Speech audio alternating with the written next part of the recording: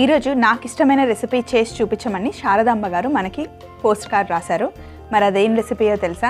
బిసిబేలా bath అండి. నాకైతే చాలా ఇష్టం. వారంలో ఒక్క రోజైనా ఖచ్చితంగా ఇంట్లో చేస్తాను. మరి అది ఎలా చేస్తానో చూపించే ముందు మీ అందరికీ మీకోసంకి స్వాగతం.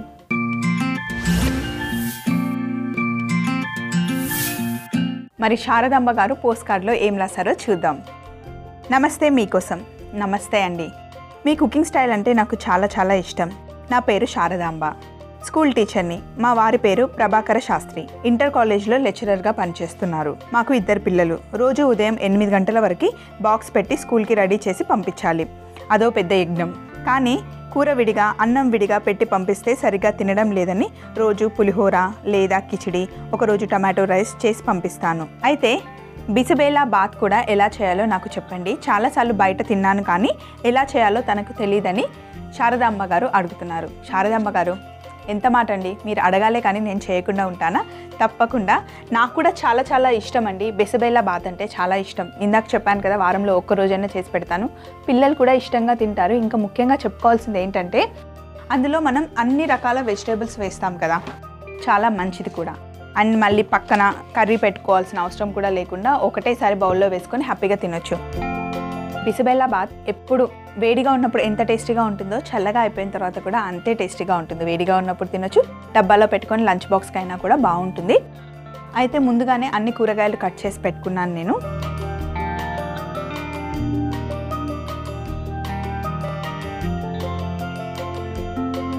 ఇప్పుడు మనం ఒక కుక్కర్ తీసుకుందాం.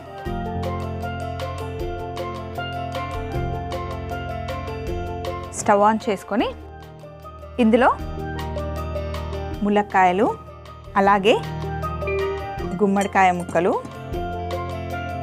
సొరకాయ ముక్కలు, బీన్స్, క్యారెట్,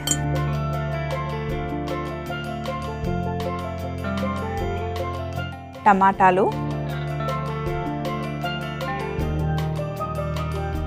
బంగాళాదుంప,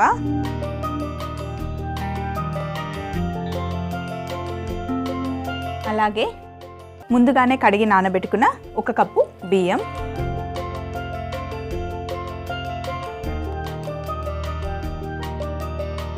1 కప్పు కందిపప్పు,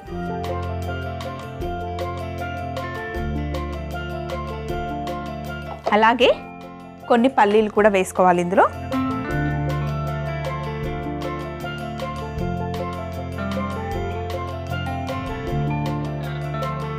ఒక గుప్పెడు పల్లీలు,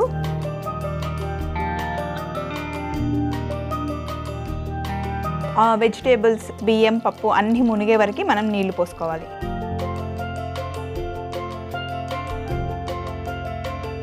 మీకు కొలతలో కావాలి అంటే 1 కప్పు పప్పు, 1 కప్పు మనం బియ్యం తీసుకున్నాం కదా, ఆ రెండిటికి 8 గ్లాసుల నీళ్లు పోసుకోవాలి. ఎందుకంటే ఒకదానికి 1:4 వాటర్ పోసుకోవాలన్నమాట. సో ఇలా మునిగే వరకు నీళ్లు పోసుకున్న తర్వాత సరిపడా ఉప్పు వేసుకోవాలి. ఉప్పు వేసుకొని కుక్కర్ మూత పెట్టేసి విజిల్ పెట్టి ఒక 7-8 విజిల్ వచ్చే వరకు బాగా ఉడకబెట్టుకోవాలి. అయితే మరీ మంట పెద్దగా పెట్టకుండా చిన్న మంటలో విజిల్ అన్నీ వచ్చే వరకు ఉడకబెట్టుకోవాలి.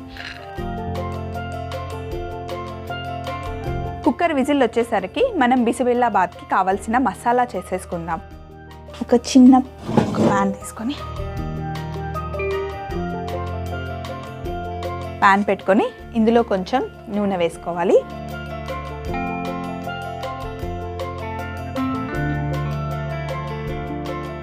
ఈ నూనెలో కొంచెం ఎండు కొబ్బరి, అలాగే ఎండుమిర్చి. వేడిగా అని చెప్పి మనకి ఎండుమిర్చి దొరుకుతాయి. ఇవి చాలా ముడతగా ఉంటాయి అన్నమాట. ఎక్కువ కారం ఉండవు, చాలా టేస్టీగా ఉంటాయి. సో ఈ ఎండుమిర్చి, ధనియాలు,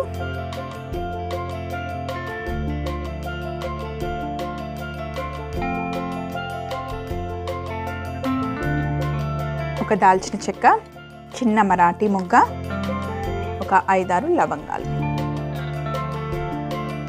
పోపు డబ్బా తెచ్చుకుందాం.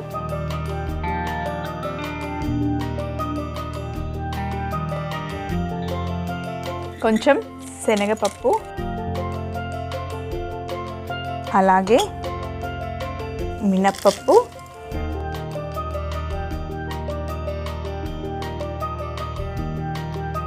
కొన్ని మెంతులు, నువ్వులు, ఇంకా గసగసాలు కూడా కావాలి మనకి.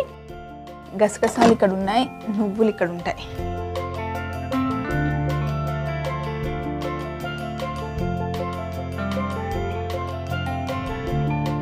కొన్ని నువ్వులు అలాగే గసగసాలు ఇవన్నీ వేసుకొని బాగా కలుపుకోవాలి.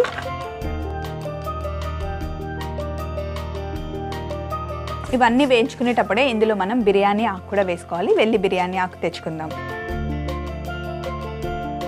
బిర్యానీ ఆకు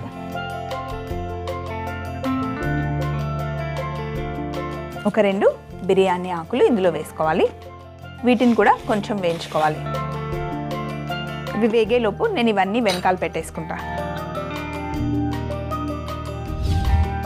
ఎండు మిరపకాయలు, ధనియాలు, మినప్పప్పు, శనగపప్పు, ఎండు కొబ్బరి, బిర్యానీ ఆకు, మెంతులు అన్నీ చక్కగా వేగిపోయాయి. ఇప్పుడు ఇది కొంచెం చల్లగా అవ్వాలి. చల్లగా అయిన తర్వాత మనం పేస్ట్ చేసుకుందాం శారదాంబ గారు. మరి చల్లగా అయ్యే వరకు వెయిట్ చేద్దాం. శారదాంబ గారు మిక్సీ పట్టుకోవడానికి మసాలా చల్లగా అయిపోయింది. ఇప్పుడు మనం మిక్సీ జార్ తీసుకొని మసాలాలన్నీ ఇందులో వేసేసుకుందాం.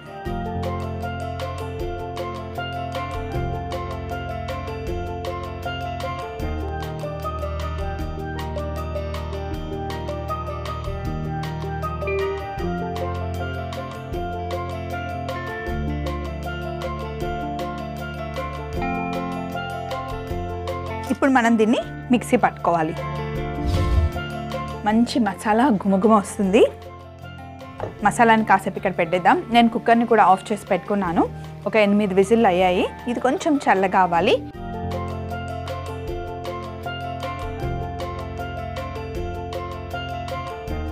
వెజిటేబుల్స్ అన్నీ చక్కగా ఉడికాయి కదా. ఇప్పుడు మళ్ళీ ఒక్కసారి స్టవ్ ఆన్ చేసుకొని ఇందులో కొంచెం నీళ్లు వేసుకోవాలి.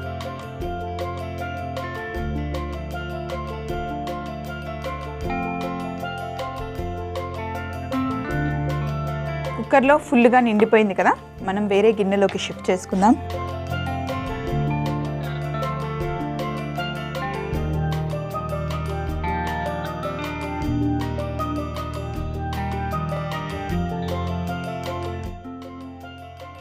కుక్కర్ని వెనకాల పెట్టేసుకొని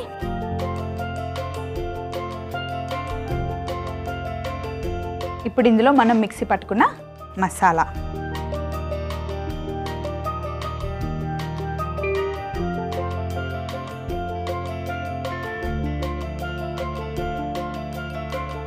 మసాలా వేసి మొత్తం ఒకసారి కలుపుకోవాలి.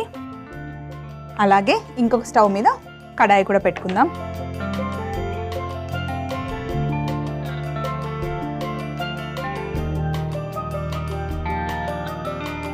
ఈ మసాలా అంతా పప్పు, అన్నం, వెజిటేబుల్ మిశ్రమంలో బాగా కలిసిపోవాలి.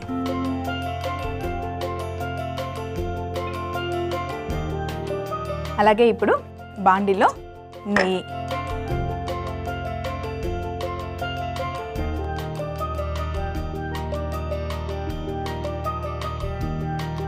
శారదాంబ గారు మీరు కావాలి అంటే ఇందులో ఉల్లిపాయలు కూడా వేసుకోవచ్చు. అన్ని వెజిటేబుల్స్ వేసినప్పుడు ఉల్లిపాయలు కూడా వేసుకోవచ్చు.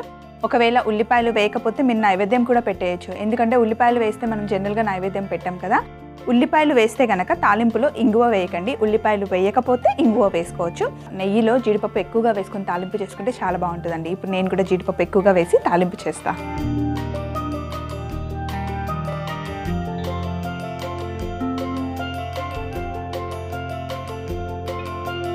కొంచెం మసాలాతో ఉడుకుతూ ఉండగానే ఇందులో చింతపండు గుజ్జు,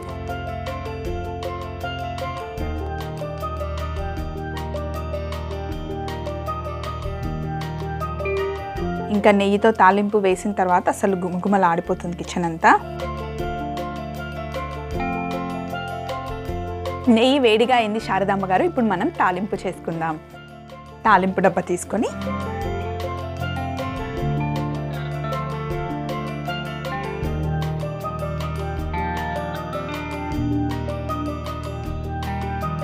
ఫస్ట్ కొన్ని ఆవాలు,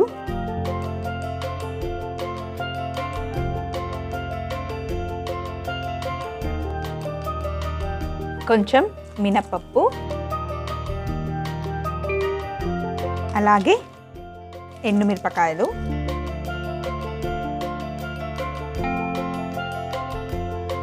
అలాగే కరివేపాకు కొంచెం ఎక్కువగా,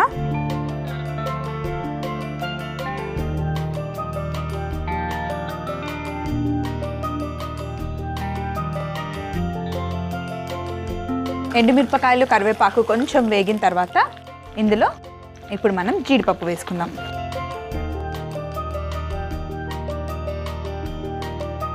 అలాగే ఈరోజు మనం ఉల్లిపాయలు వేసుకోలేదు కాబట్టి ఇంగువతో తాలింపు చేసుకుందాం. ఇంగువ అలాగే పసుపు కూడా కావాలి.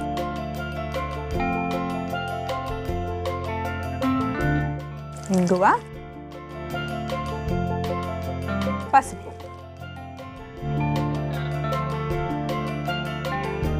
ఇప్పుడు స్టవ్ ఆఫ్ చేసేసుకొని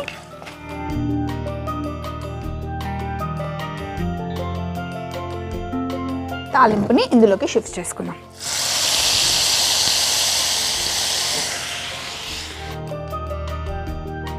తాలింపు వేసుకున్న తర్వాత ఒక్కసారి మొత్తం కలుపుకోవాలి.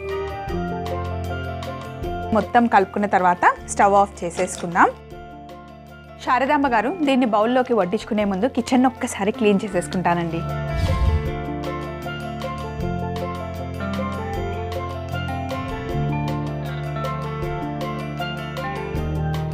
బిసిబెల్లాబాత్ సూపర్గా వచ్చింది.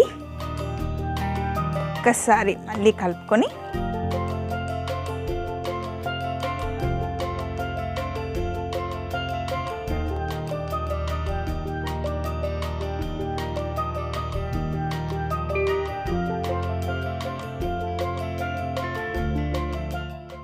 పైనుండి కొంచెం కొత్తిమీర వేసుకుందాం.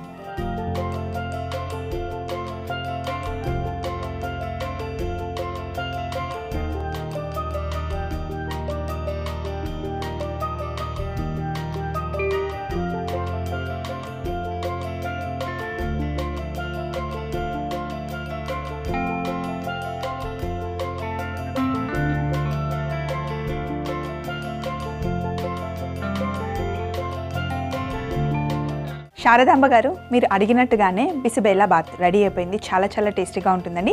పిల్లలు కూడా ఇష్టంగా తింటారు. మరొకసారి తయారీ విధానం చూడండి. బిసిబెల్లాబాత్ తయారీ విధానం చూద్దాం. ముందుగా ఒక ప్రెషర్ కుక్కర్లో ములక్కాయ ముక్కలు, గుమ్మడికాయ ముక్కలు, సొరకాయ ముక్కలు, బీన్స్ ముక్కలు, క్యారెట్ ముక్కలు, టమాటా ముక్కలు, బంగాళాదుంప ముక్కలు, ముందుగానే కడిగి పెట్టుకున్న బియ్యం, నానబెట్టుకున్న కందిపప్పు, పల్లీలు, సరిపడా నీళ్లు, సరిపడా ఉప్పు వేసి మూత పెట్టుకొని 7-8 విజిల్లు వచ్చే వరకు ఉడికించుకోవాలి. తర్వాత ఒక ప్యాన్ లో నూనె వేడి చేసుకుని అందులో ఎండు కొబ్బరి, వేడిగే ఎండుమిర్చి, ధనియాలు, దాల్చిన చెక్క, మరాఠీ మొగ్గ, లవంగాలు, శనగపప్పు, మినపప్పు, మెంతులు, నువ్వులు, గసగసాలు వేసి బాగా వేయించుకున్న తర్వాత 2 బిర్యానీ ఆకులు వేసి బాగా వేయించుకొని కొంచెం చల్లారిన తర్వాత మిక్సీ జార్లో వేసి పౌడర్ చేసుకోవాలి. తర్వాత ఒక బాండీలో నెయ్యి వేడి చేసుకొని అందులో ఆవాలు, మినపప్పు, ఎండుమిరపకాయలు, కరివేపాకు, జీడిపప్పు, ఇంగువ, పసుపు వేసి కలుపుకొని తాలింపు చేసుకోవాలి. ఆ తర్వాత మనం ముందుగానే ఉడికించి పెట్టుకున్న వెజిటేబుల్స్, అన్నం మిశ్రమంను కొంచెం నీళ్లు పోసి మళ్ళీ స్టవ్ ఆన్ చేసి ఉడుకుతూ ఉండగానే మనం తయారు చేసుకున్న మసాలా పొడి అలాగే చింతపండు రసం వేసి బాగా ఉడకబెట్టుకొని చివరగా మనం చేసుకున్న నెయ్యి తాలింపును వేసి కలుపుకుంటే బిసిబెల్లాబాత్ రెడీ. శారదాంబ కోసం బిసిబెల్లాబాత్ చేసేసాను కదా, ఒక్కసారి టేస్ట్ చూసి ఎలా ఉందో చెప్తాను.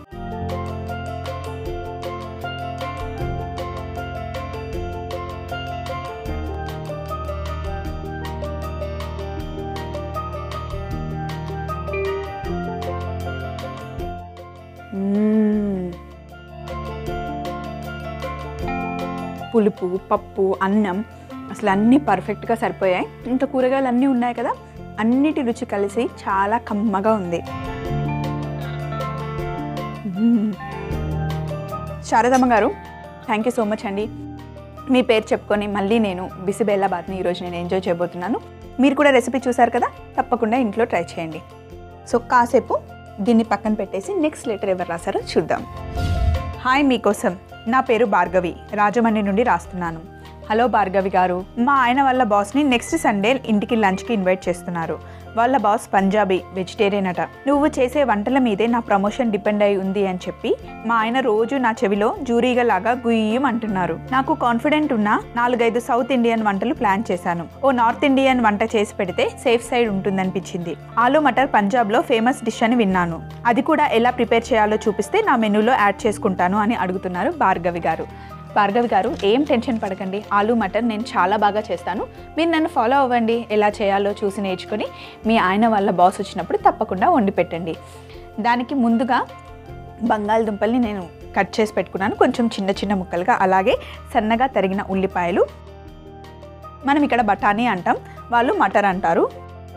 పచ్చి బఠానీ, నేను తీసుకున్నవి ఫ్రెష్ బఠానీ. ఫ్రోజన్వి ఉంటే అవి కూడా వాడచ్చు, కానీ ఫ్రెష్ వేసుకుంటే చాలా బాగుంటుందండి. ఇప్పుడు సీజన్ కూడా మనకి బాగా బఠానీ దొరుకుతుంది.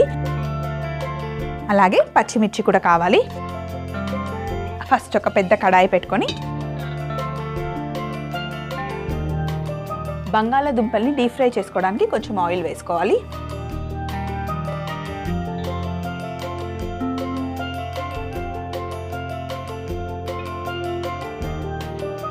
అయితే బంగాళదుంపలు కట్ చేసిన తర్వాత మనం నీళ్ళల్లో వేస్తాం కదా, ఆ నీళ్లు తీసేద్దాం. కొంచెం నూనె వేడవ్వాలి. నూనె వేడైన తర్వాత బంగాళదుంపల్ని మనం డీప్ ఫ్రై చేసుకుందాం.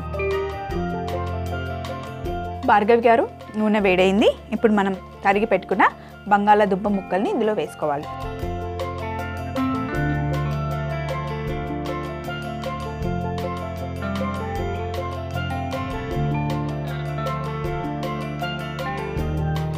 ఇందులో బంగాళదుంపలకి సరిపడా ఉప్పు కూడా వేసుకోవాలి.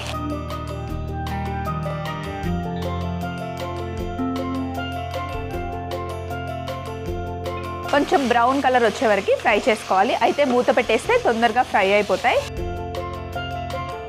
ఒక 5-10 నిమిషాలు మూత పెట్టేసుకొని కుక్ చేసుకోవాలి. బంగాళదుంపలు చక్కగా వేగాయి. భార్గవి గారు చూస్తున్నారు కదా, ఇలా మంచి కలర్ రావాలి, క్రిస్పీగా అవ్వాలి. ఇప్పుడు వీటిని మనం ఒక ప్లేట్లోకి తీసుకుందాం.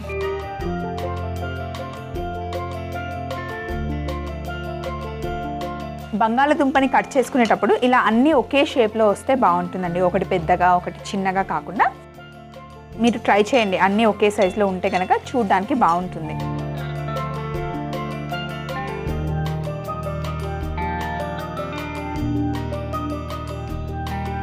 ఇదే వేడి నూనెలో కొంచెం జీలకర్ర,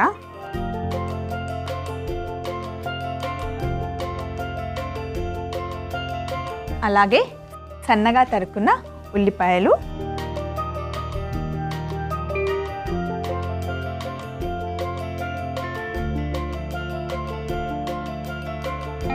ఇందాక మనం నూనెలో ఉప్పు వేసుకున్నాం కదా, అందులో ఆల్రెడీ కొంచెం ఉప్పు ఉంటుంది. మళ్ళీ తర్వాత కర్రీ అంతా అయిపోయిన తర్వాత కొంచెం టేస్ట్ చూసుకొని చివరిలో కావాలంటే మళ్ళీ మనం ఉప్పు యాడ్ చేసుకోవచ్చు. భార్గవి గారు, ఉల్లిపాయలు కూడా చక్కగా మంచి కలర్ వచ్చే వరకు వేయించుకోవాలి.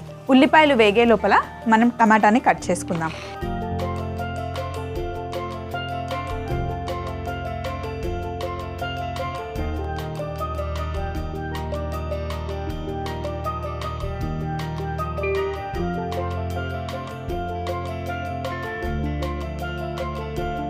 ఉల్లిపాయలు సగం వేగాయి. ఇప్పుడు మనం ఇందులో అల్లం వెల్లుల్లి పేస్ట్ వేసుకోవాలి.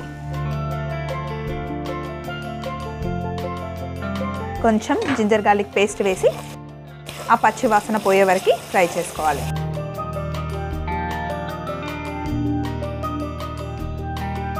ఉల్లిపాయలు చక్కగా వేగాయి. అల్లం వెల్లుల్లి పచ్చి వాసన కూడా పోయింది. ఇప్పుడు మనం ఇందులో పసుపు, కారం, ధనియాల పొడి వేసుకోవాలి.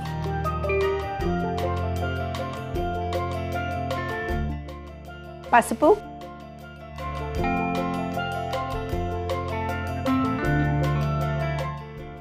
కారం,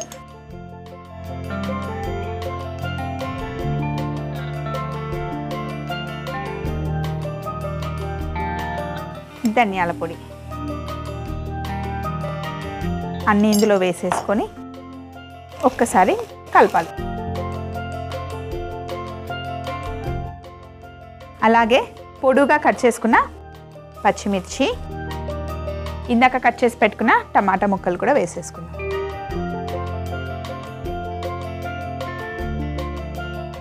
టమాటాలు,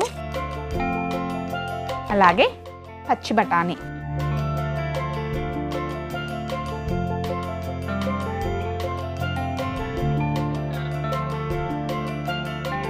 ఒకసారి పచ్చి బఠానీ కూడా వేసిన తర్వాత ఒక 2 నిమిషాలు వేగనివ్వాలి. ఇందులో ఉన్న నూనె అంతా బయటకు వచ్చే వరకు 2 నిమిషాలు వేగనివ్వాలి. ఈలోపు కిచెన్ అంతా సర్దేసుకుందాం. భార్గవి గారు, నూనె బయటకు వచ్చింది కదా. ఇప్పుడు ఇందులో ముందుగా మనం ఫ్రై చేసి పెట్టుకున్నాం కదా బంగాళాదుంప ముక్కలు వేసుకోవాలి. ఆలు మటర్ అంటే మనం చాలా రకాలుగా చేస్తామండి, కానీ ఇప్పుడు మనం చేస్తుంది ఫ్రై టైప్. మీరు మెనూలో చాలా ఐటమ్స్ ప్లాన్ చేశారు కదా, ఇప్పుడు నేను చేసి చూపించిన ఈ ఐటమ్ చేస్తే కనుక పుల్కాలకి చాలా బాగుంటుందండి. ఇలా ట్రై చేయండి.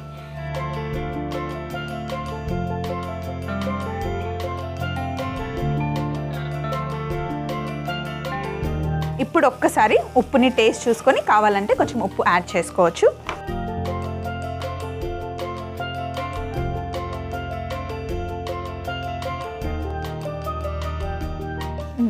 ఇందులో ఇంకా కొంచెం ఉప్పు పడుతుంది. కారం అంతా సరిపోయింది, కొంచెం ఉప్పు వేసుకోవాలి, సరిపోతుంది.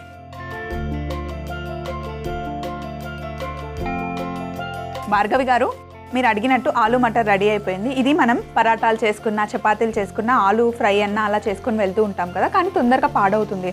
కానీ ఇలా మీరు ఆలుని ఫ్రై చేస్తే కనుక కొంచెం ఎక్కువసేపు ఉంటుందన్నమాట. సో ఇప్పుడు స్టవ్ ఆఫ్ చేసేసి ఒక బౌల్లోకి తీసుకుందాం.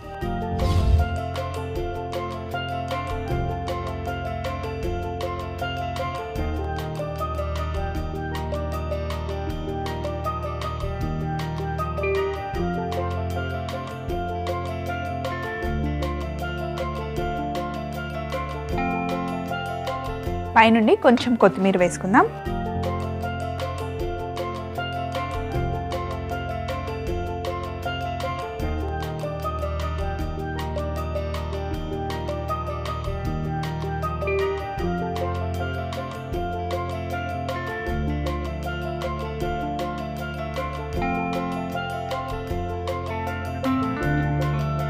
భార్గవి గారు, మీరు అడిగినట్టే ఆలు మటర్ నేను చేసి చూపించానండి. మీ ఆయన వాళ్ళ బాస్ వచ్చినప్పుడు ఖచ్చితంగా చేసి పెట్టండి.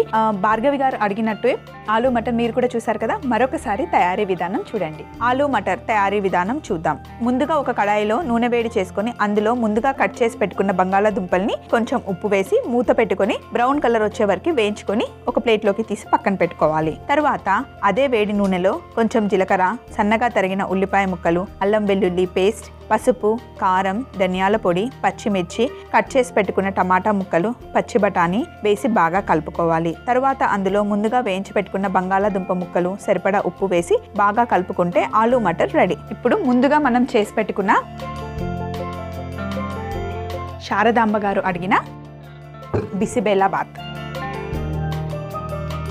ఆలు మటర్ కాంబినేషన్ కూడా చాలా బాగుంటుందండి. 2 రెసిపీస్ చాలా చాలా టేస్టీగా ఉంటాయి. మీకు కూడా ఇలాంటి రెసిపీస్ ఏవైనా కావాలి అంటే నాకు ఉత్తరం రాయండి లేదా మెయిల్ అయినా చేయండి. మీ ఉత్తరాల కోసం, మీ మెయిల్స్ కోసం స్వప్న ఎదురు చూస్తూ ఉంటుంది మీకోసంలో.